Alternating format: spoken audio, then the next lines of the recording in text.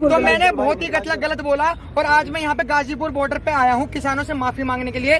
तो मैं सभी किसान भाइयों से माफी मांगता हूँ। और 1947 को पंडित जवाहरलाल नेहरू ने एक भाषण दिया था लाल किले पे, उसकी वजह से आज ये देखने को मिल रहा है जैसे महंगाई है, तमाम समस्याएं देश में, उसके कारण उत्पन्न नहीं है। आपका क्या मानना है? अच्छा, एक बात आप मुझे बताइए, आपने खाली उन्हीं का बयान सुना है?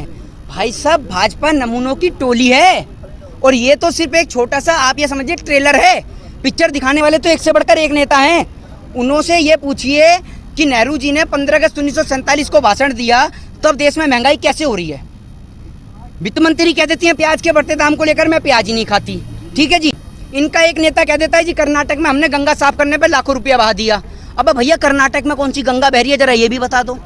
एक नेता इनका कह रहा है कि बीफ खाओ, मुर्गा मछली ये मत खाओ। एक और यूपी में टीम बन रही है गोरक्षा दल के नाम पर, दूसरी ओर ये कह रहे हैं बीफ खाओ। तो इनके नेता एक से बढ़कर एक टीम में नमूने हैं, कलाकार हैं, ये बात मैं आपको बता दूं। हाँ, कांग्रेस में नहीं है, कांग्रेस में नहीं है भाई, मैं किसी पार्टी को सपोर्ट नहीं करता हूँ और मैं आपको बता दूं कि कांग्रेस में हो चाहे बीजेपी में हो, नमूने सारी पार्टी में एक से बढ़कर एक हैं। आप कांग्रेस सपोर्ट रहे हैं, बीजेपी सपोर्ट रहे हैं, ये बता दो। तो हम किसी चीज के भी तो नहीं फिर आपको आपत्ति क्यों हुई मोदी जी की इस बात से? इस बात से हुई, देखो यार, अब तुम ऐसे बिना वेरीफाई करे तुम कह रहे हो कि सपोर्टर हैं ये हैं। एक बात आप मुझे ये बताइए जी, कोलकाता में किसकी गवर्नमेंट है?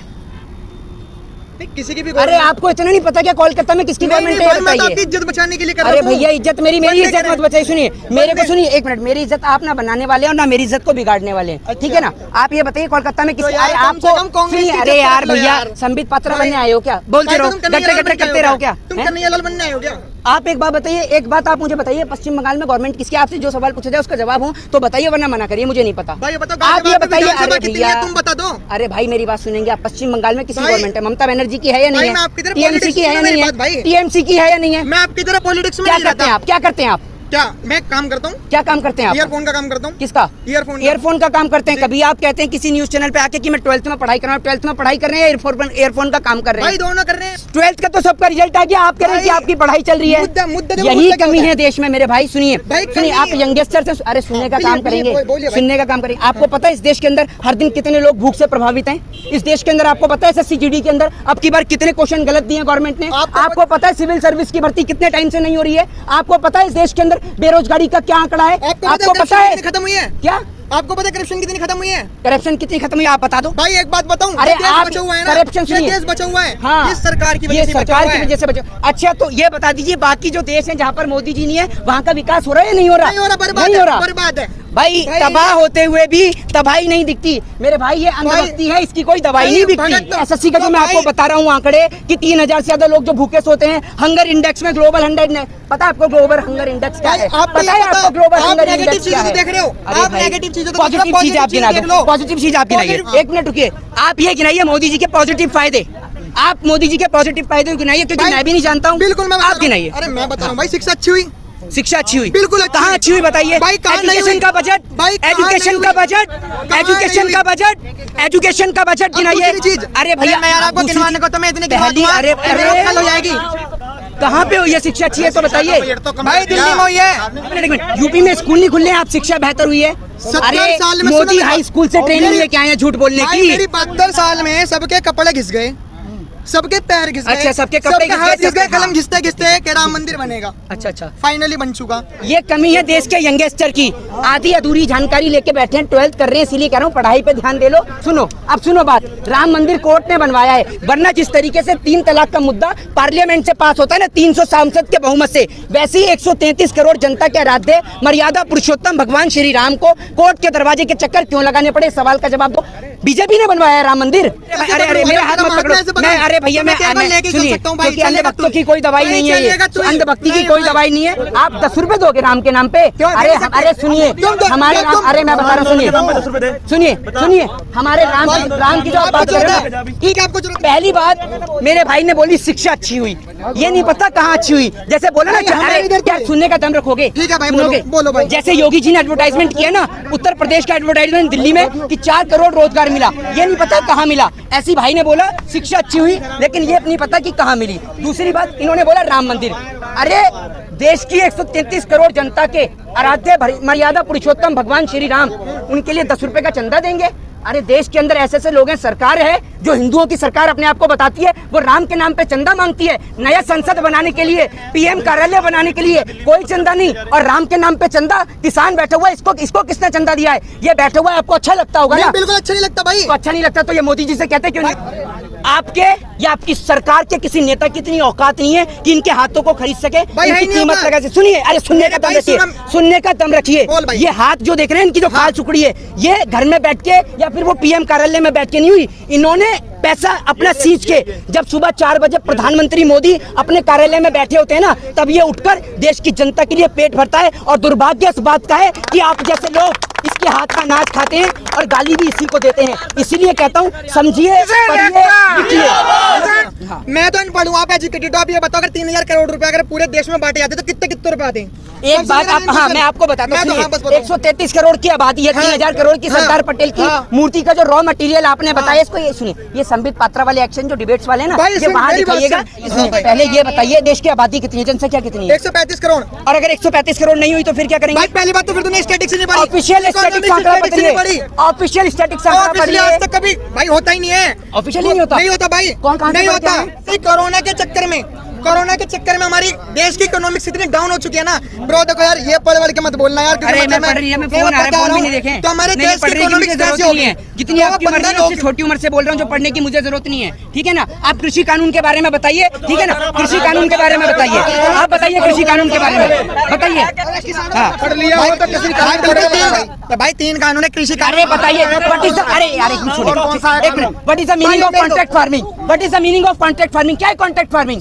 अरे मेरी बात तो सुनिए, what is the meaning of contract farming बताइए। बता रहा हूँ भाई, कब बताएंगे? कल बताएंगे। सुनेगा तभी तो बताऊंगा। क्या 24 करोड़? सुनेगा तो बताऊंगा। 24 करोड़ किसान है अपने देश में, उधर लगभग 24 करोड़ किसान है देश में, जिसमें कि 10 करोड़ किसानों के पास अपनी जमीन है, 14 करोड़ किसानों के पास नहीं है।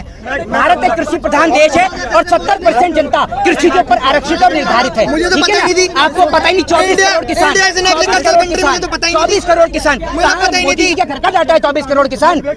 यहाँ देश में 80 करोड़ किसान गवर्नमेंट ऑफिशियल डाटा देती है, और आप सब बता रहे हैं 24 करोड़ का। फार्म सर्विस एक्ट 2020 बताइए क्या है? फार्म सर्विस एक्ट 2020 की नहीं है। अरे ये घुमाइए मत, ये नहीं घूमने वाले। सुनिए, अरे सुनिए, फार्म सर्विस एक्ट 2020 की नहीं है।